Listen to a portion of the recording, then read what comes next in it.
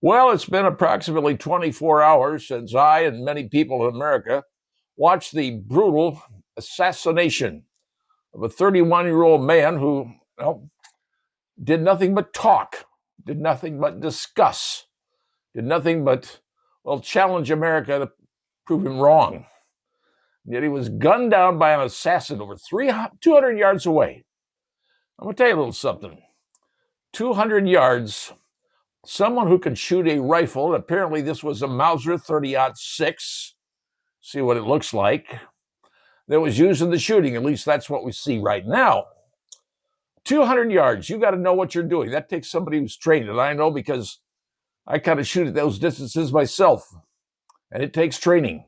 For a pinpoint shot like that, had to have a very good angle, very good rifle, very good timing, very good understanding of the ammunition you're using, and the weather conditions you're shooting in. Someone knew what they were doing. Now, were there other people involved? Well, some people would say there was people on the ground giving hints, giving directions, telling them what to do. Was it a group assassination? I don't know. FBI's on it. They think they know somebody, a person of interest, they say. Could have blended in with the college students who were there. He was on a college campus because this is what Charlie did all the time. Went to campuses, set up a tent, said, prove me wrong, talk to people. We've all seen it. He was a very religious person. He was a father of two. Like I said, he's 31. Couldn't even be president. Got to be 35. But he believed in, he believed in the Lord. He believed in Christ. But he also believed in this country, believed in our Constitution, and believed that the left was trying to destroy what we have. But he spoke, and that's what he did. He always spoke. He wasn't yelling and screaming at people. He wasn't leading massive barrages of stuff on folks. No, he just talked. And apparently someone or someones didn't like what he was saying. Yes, they used the names bigots, sexist, Marxist, destroying democracy, whatever.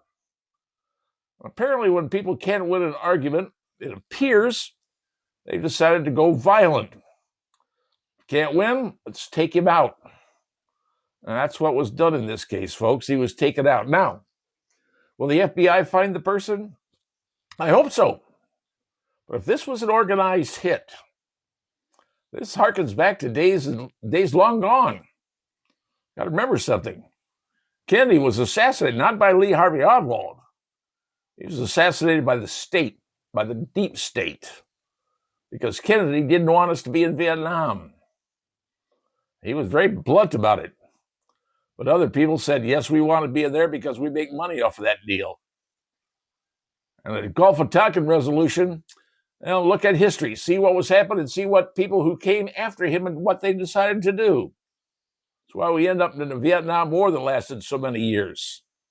Kennedy didn't want it. Apparently others did. Got to take somebody out who doesn't agree, right then? So there's other things happening. But let me tell you something, America.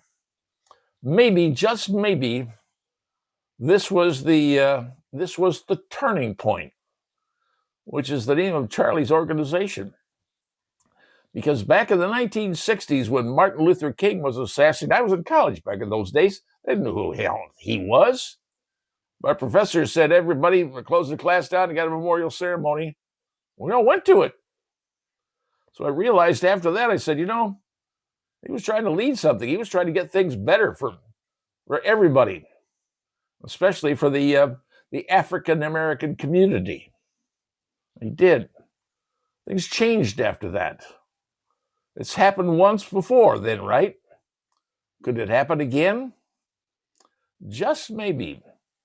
Yamamoto, just prior to World War II, the attack on Pearl Harbor, looking over what the Japanese fleet was beginning to do before they attacked Pearl Harbor and said, man, we may be waking up a sleeping giant.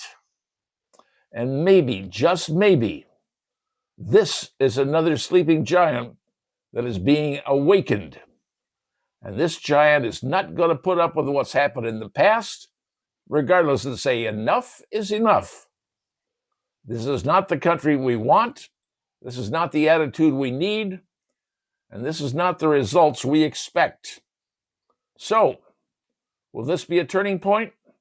Folks, it may very well be. Will they catch the assassin? I can only hope. But right now, I'm a little bit concerned because there are so many people out there that are rejoicing that this happened. He deserved it. People on TV, commentators. Yeah, they lost their jobs. You got professionals, college professors saying he got what he deserved. Nurses, he got what he deserved. There's a video right after the shooting took place of a young man jumping up in the crowd watching this whole thing on the campus. Jumps up and turns around and goes, "Yay!" This is how the left feels. And if you don't agree with them, and you can out-talk them, they're not going to just sit there and out-talk you or try. They're apparently, from everything I've seen, they are not going to kill you. If they can't win the argument, they will do whatever it takes.